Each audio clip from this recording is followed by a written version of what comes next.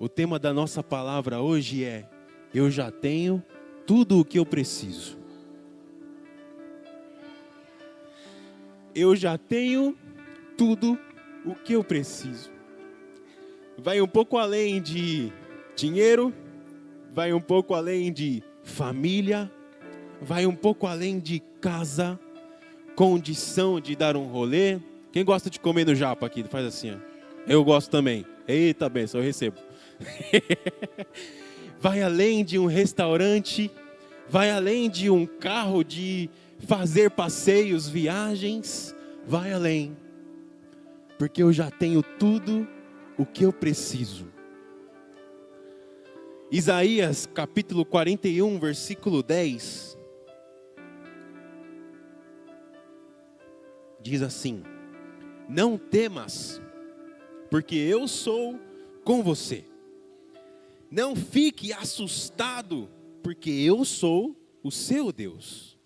Eu lhe dou forças, sim. Eu o ajudo, sim. Eu o sustento com a minha destra fiel. Eu estou usando a versão Almeida aqui, tá, Paty? Não sei se tem essa daí. Eu nem lembro qual das Almeida eu estou usando, mas é uma das Almeidas aí. Josué 1, versículo 9. Não fui eu que ordenei a você? Seja forte e não tenha medo. Opa, peraí, parece que eu já li isso. Nem fique assustado. Ué, acabei de ler de novo. Porque o Senhor, seu Deus, estará com você por onde quer que você andar. Salmos 23, versículo 4. Ainda que eu andasse pelo vale da sombra da morte, não temeria mal algum, porque tu estás comigo, a tua vara e o teu cajado me consolam. Você acabou de ouvir e ler 3 versículos que te dão clareza de que Deus é o seu Pai, de que Deus, o Criador de tudo, está contigo, por onde quer que você andar, seja no mais profundo abismo, ali Ele estará contigo, seja nos momentos mais felizes da sua vida, ali Deus estará contigo. Repita comigo: eu já tenho tudo o que eu preciso. Amém. Nós agradecemos Deus. Brincadeira, não vamos acabar aqui não. O que te trouxe aqui hoje? Essa é uma pergunta reflexiva, eu tenho mais 2. O que te manteve de pé até hoje? E há quanto tempo você está vivo? Vamos lá. Eu tenho 31 anos de idade. Quem tem mais que eu? Faz assim. Peguei vocês. Perfeito. Quem tem menos que eu? Que isso, Pri?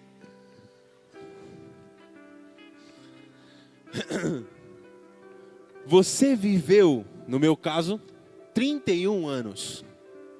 E aqui estou, de pé, com saúde, às vezes baqueado por gripe, às vezes com a voz meio fanha, às vezes, irmão, não dá um abraço não, senão eu vou te passar gripe. Às vezes super bem, às vezes animado, motivado, às vezes meio cabisbaixo, meio, caramba. Enfim, Deus me manteve de pé até hoje, perfeito? O que te trouxe aqui hoje? Poxa, é muito natural, a nossa rotina exige de nós alguns esforços.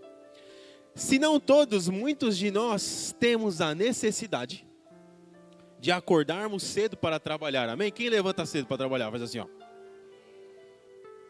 Todo mundo está trabalhando, muito bom. Trazer sustento para a nossa família, perfeito? Estudar. tudo com o mesmo objetivo final. A maioria de nós traça planos de vida. Daqui 1 ano, eu quero fazer uma viagem. Daqui 5 anos, quero ter o meu próprio carro. Daqui 10 anos, quero ter uma família completa, uma casa própria. Enfim, todos nós temos planos para as nossas próprias vidas. Faz sentido? Legal. Alguns de nós ainda têm poder de traçar planos para outras pessoas. Como, por exemplo, eu e a minha esposa, que temos uma pequenina, uma princesinha, coisa mais linda, mais bonita da igreja. Ninguém discute comigo, tá bom? É isso e pronto. E a gente definiu o quê? Poxa, eu quero que a minha filha estude numa escola de ética e princípios bíblicos. Eu posso definir esse plano para a vida dela. Eu posso direcionar o caminho que ela vai trilhar, pelo menos por enquanto, né, Reinão? Pelo menos por enquanto eu posso. E esse é alguns dos poderes que alguns de nós temos. Faz sentido? Ótimo, vamos interagindo. O ponto é: não se assustem quando eu digo que todos esses versículos que nós lemos são secundários para todos esses planos que nós temos. Como assim, Zaf? Está em segundo lugar os nossos planos. Pois toda a promessa que Deus faz para nós não é primeiramente para os nossos objetivos, mas sim para o objetivo dele em nossas vidas. Amém? Se alguém piscar do seu lado aí e ficar com sono, você dá um chacoalhão, levanta ele e fala: vai lá, lava o rosto, fica ligado aí para você não dormir, hein? Dá um jeito aí. Amém? Amém? Glórias. Zaf, qual o objetivo de Deus? João 3, versículo 16.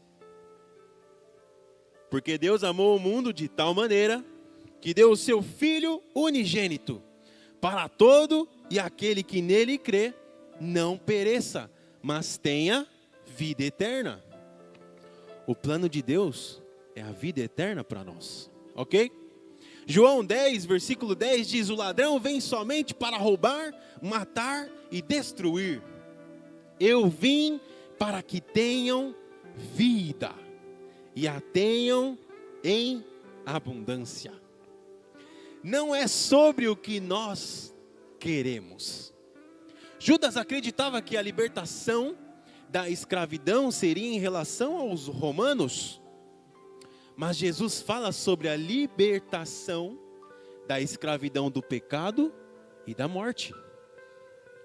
Nós temos, isso é importante, repita comigo, nós temos total capacidade de superarmos, fala com propriedade, de superarmos desafios financeiros, estudantis, profissionais, românticos, mas jamais teremos capacidade de superarmos a morte. Vou usar um jargão de hoje em dia. Esse é o nosso mindset. Agora eu peguei o inglês aqui. Isso aqui tem que estar na nossa mente. Eu sou capaz de superar desafios financeiros. Quem aqui, quando era mais novo, imaginou que nunca ia ter uma esposa? Aí, ó. Tem alguns que imaginam. Poxa, ô Tony, eu sofri também, cara. Eu sofri. Eu era ruim, pô. Eu não tinha habilidade para conversar. Olha, Deus me ajudou muito. Oh, Deus, obrigado, Pai. Enfim. Quem aqui achou algum dia que não teria sua casa própria? Eu achei. Olha aí. Eu imagino que vocês que levantaram a mão, ou agora têm muita fé de que vão ter, ou já conquistaram casa própria, esposa, família, marido. Amém? Ou seja, nós somos capazes de superarmos os desafios que o mundo propõe para nós. É por isso que é muito natural entendermos a frustração de Judas. Ei, não estou defendendo Judas, ele errou. Mas o ponto é que faz total sentido Judas querer ser liberto da escravidão, querer ser liberto daquela punição de Roma contra os filhos de Deus. Faz muito sentido. Mas não era esse o plano que Jesus tinha. Era um plano muito maior, porque o povo tinha total condição de superar o que a Roma fazia. Amém? Mas vamos para a história, senão essa imagem não tem sentido algum. Êxodo, capítulo 3, versículo 7 e 8. E disse o Senhor: tenho visto atentamente a aflição do meu povo, que está no Egito, e tenho ouvido o seu clamor por causa dos seus exatores, ou feitores. Conheço-lhe o sofrimento, por isso desci, a fim de livrá-lo da mão dos egípcios, e fazê-lo subir daquela terra, uma terra boa e ampla, terra que mana leite e mel. Amém? Isso aqui é Deus conversando com Moisés. Moisés nasceu em um período de lei, de morte, para todo filho homem, por medo de serem afrontados pelo povo hebreu. Porque o povo hebreu começou a crescer de tal proporção por conta da promessa que Deus tinha para o povo hebreu, que Faraó ficou em choque e falou: mano, essa galera está crescendo muito. O que eu faço para controlar isso? E aí um dos seus conselheiros disse: melhor matar, porque senão eles vão dominar tudo. Tá bom. E aí ele instituiu a lei, que todo filho homem que nascesse seria morto. Beleza até aí? Glória a Deus. Vamos seguindo. O plano do homem era que Moisés fosse morto. Mas repita comigo: o homem jamais será capaz de frustrar o plano que Deus já determinou para as nossas vidas. Aleluia, com certeza, aleluia. Entende que um rei, Faraó, a maior autoridade possível naquele tempo, instituiu uma lei para matar todo filho homem. E Moisés ainda estava vivo. Perfeito? Vamos seguir. Então Moisés não somente ficou vivo, vocês conhecem a história. Moisés, não só estando vivo, mas Deus também possibilita que ele seja criado por sua própria mãe e que ela receba um salário por isso. Quem é mãe aqui? Quem queria receber um salário para cuidar do próprio filho? Até eu como pai, hein? Porque Moisés foi achado pela filha de Faraó.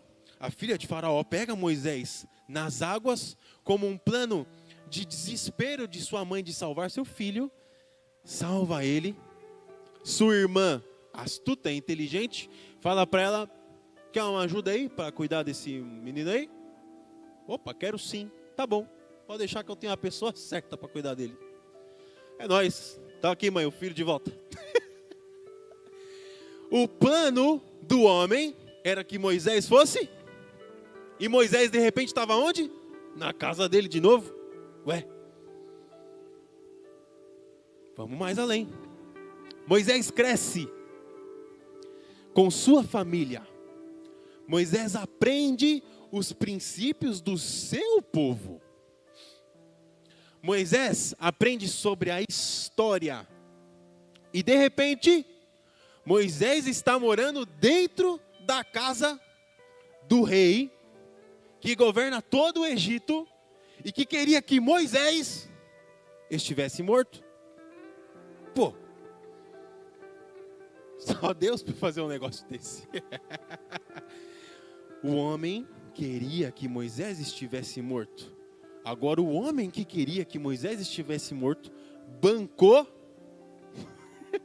o homem, bancou Moisés durante a sua infância, e agora ele recebe Moisés de volta, dentro do palácio.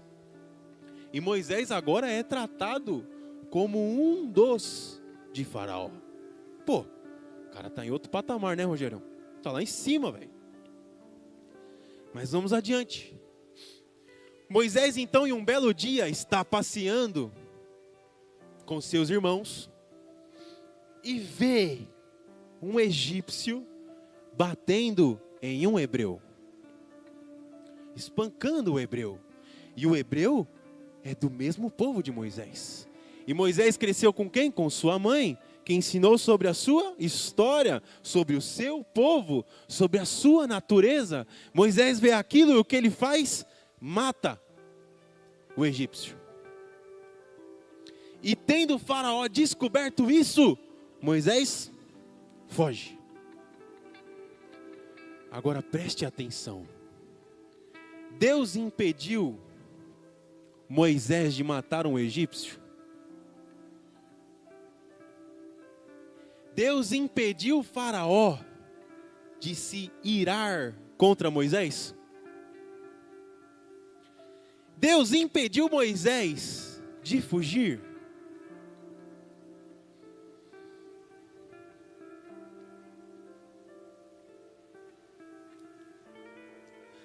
O carro quebrado,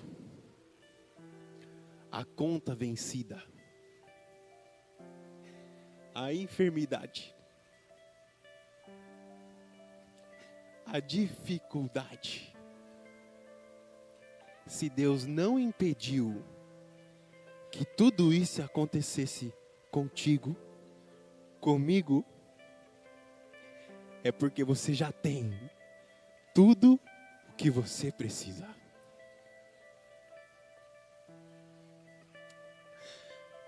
Então, de repente, Moisés, fugido, no campo, cuidando das ovelhas de seu sogro, aqui em Êxodo, capítulo 3, ele escondido como quem não quer problemas, sozinho, não querendo que me descubram, pô, vou cuidar de ovelha, no deserto, onde ninguém vai me ver, as ovelhas não vão sair correndo falando pro Faraó que eu estou aqui, tá tudo certo, vou viver por aqui.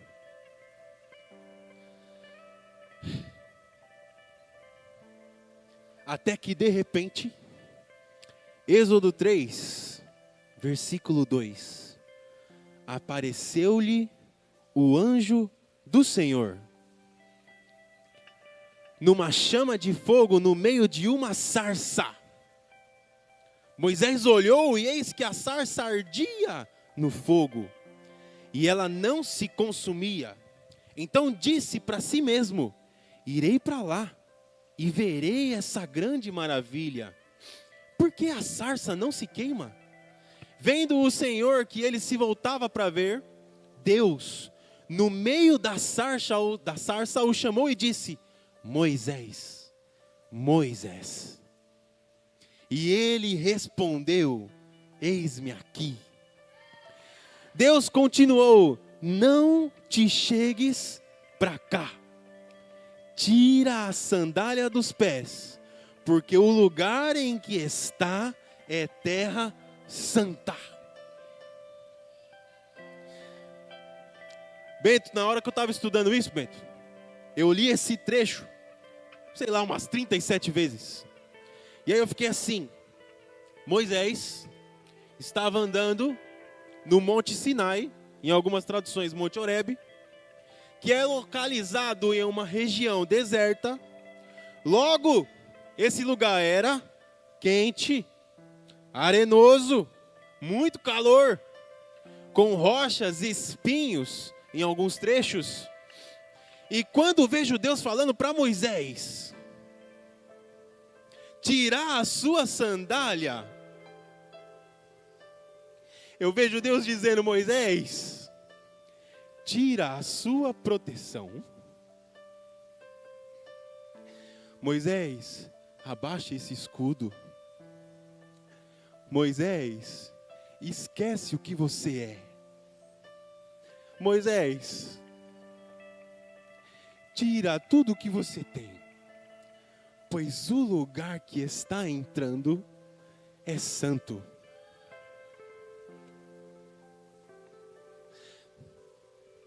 Deus já deve ter falado algumas vezes para você, para mim, com certeza já falou muitas.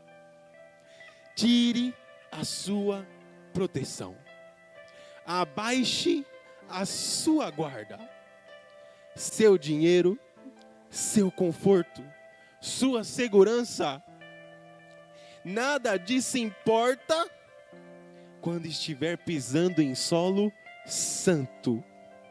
Nada disso importa para Deus quando Ele te chamar para realizar aquilo que Ele já decidiu em sua vida. Mas eu levei anos para construir isso, eu levei anos para conquistar aquilo. Eu me dediquei por tudo isso que tenho hoje. Fala comigo, graças a Deus. Fala de novo, graças a Deus. Porque Ele permitiu que você recebesse tudo isso para continuar servindo ao propósito que Ele colocou na sua vida. Então, Deus, se preciso for tirar a sandália, o sapato, o tênis, o carro ou a casa, o que quer que for que esteja te impedindo, o que estiver te impedindo de viver o propósito de Deus, tire. Porque é isso que Deus está falando. Repita comigo. Calma, tá? Eu não vou falar para você vender sua casa. Tá tranquilo. É para você pensar aquilo que está impedindo. Amém? Repita comigo. Eu vou tirar. Porque eu já tenho tudo o que eu preciso. Êxodo 3, versículo 6. Eu sou o Deus de teu pai, o Deus de Abraão, o Deus de Isaque, o Deus de Jacó. Eu começo a ver, Valtão, Moisés olhando assim. É o brabo. É o das histórias, mano. Que meu pai, meu avô, enfim, todo mundo já me contou. É ele mesmo. Êxodo 3, versículo 11. Então disse Moisés a Deus: quem sou eu para ir a Faraó e tirar do Egito os filhos de Israel? Deus lhe respondeu: eu serei contigo, e este será o sinal de que eu te enviei. Depois de haveres tirado o povo do Egito, servirão a Deus neste monte. Deus faz uma promessa para Moisés aqui. Mais uma promessa. Ele diz: para te provar que fui eu que te apoiei em tudo, depois que tudo isso tiver acontecido, aqui nesse monte vocês vão me adorar. Vocês conhecem a história. Moisés vai até Faraó pedir liberdade ao povo de Deus. Faraó se recusa. Pragas são enviadas por Deus a Faraó para que ele entenda o tamanho do poder do nosso Deus. Faraó liberta o povo, mas começa a perseguir após sua decisão. Então Faraó liberta o povo, mas começa a persegui-los após a sua decisão, amém? Deus impediu Faraó de persegui-los? Quem fez Faraó ir atrás do povo do Egito? Para quem conhece a história, foi Deus. Deus faz o coração de Faraó se endurecer. Deus já havia feito aquilo com ele algumas vezes durante as pragas. E naquele momento de liberdade, de libertação, em que o povo está rumo à liberdade, Deus, mais uma vez, vai lá no coração de Faraó, endurece o coração dele e faz Faraó perseguir o povo. Todo o plano estava traçado por Moisés? Não. Todo o plano já estava traçado por Deus. Moisés estava obedecendo às ordens de Deus. Estava guiando o povo conforme as instruções de Moisés. Se comunicava com Deus. Deus se fez presente durante todos os momentos. De dia, numa coluna de nuvens. De noite, numa coluna de fogo. E então Deus os direciona para um caminho sem volta. De frente para o Mar Vermelho. Agora eu quero que você feche o seu olho, por favor.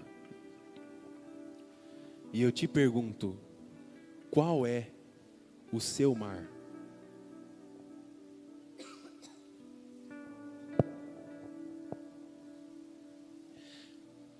O que está te pressionando a fugir? O que está te fazendo pensar em voltar atrás? Continue de olho fechado. O povo hebreu tinha na sua frente o Mar Vermelho. O que os pressionava? Era o exército de Faraó. E o que os faziam pensar em voltar atrás? Era o medo de morrer.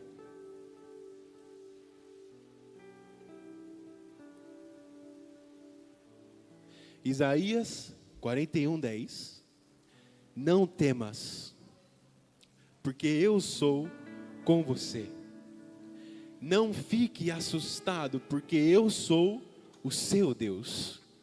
Eu lhe dou forças, sim. Eu o ajudo, sim. Eu o sustento com a minha destra fiel. Ainda que eu ande pelo vale da sombra da morte, não temerei mal nenhum, porque tu estás comigo. A tua vara e o teu cajado me consolam. O mar não vai abrir, a menos que você estenda o seu cajado e acredite no poder de Deus na sua vida.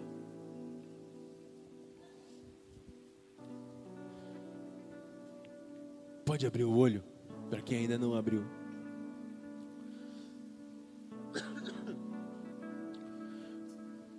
Quantos de vocês conseguem enxergar o mar que está impedindo vocês de fazer algo para Deus? Pense sim por alguns minutos enquanto o Ministério de Louvor canta uma música sobre tudo aquilo que está te impedindo de seguir à frente, sobre tudo aquilo que está te pressionando, sobre tudo aquilo que está te fazendo ter medo e talvez voltar atrás. Pense agora por algum momento, fale com Deus em nome de Jesus.